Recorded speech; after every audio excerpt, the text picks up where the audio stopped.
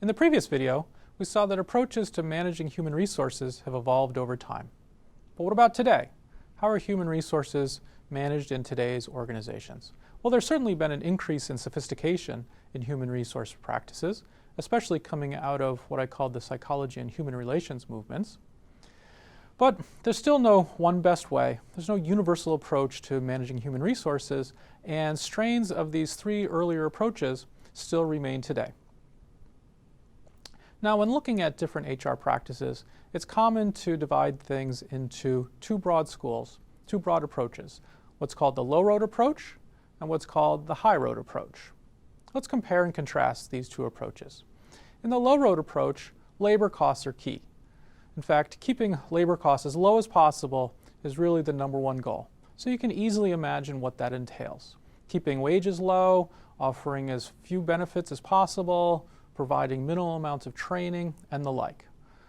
In comparison, the high road strategy seeks to engage employees, which is typically pursued through above average pay, maybe performance-based, providing more generous benefits packages, providing training opportunities, and other types of things which will engage employees. Now let's turn to supervisory authority. In the low road approach, supervisors are key.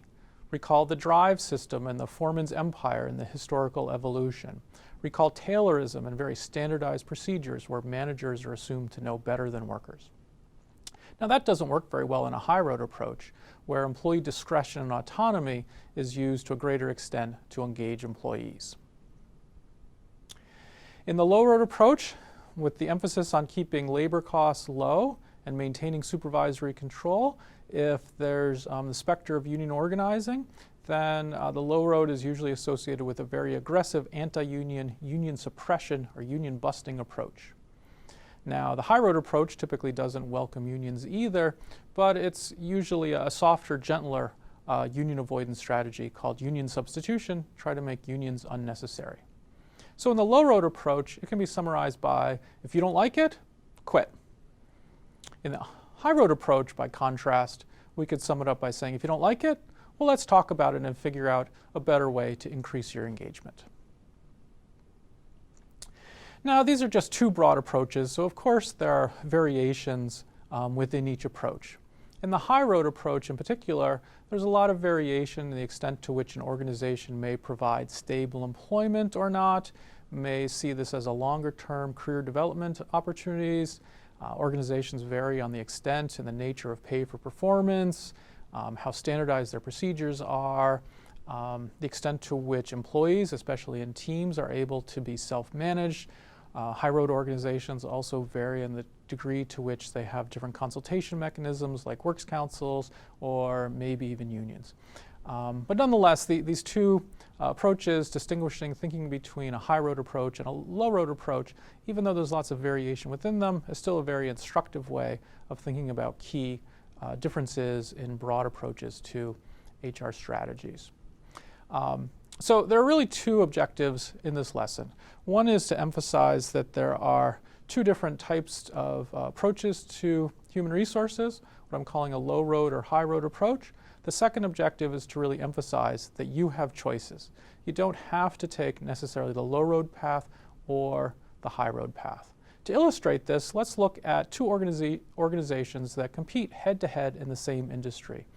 The two warehouse-style retail stores, Sam's Club and Costco.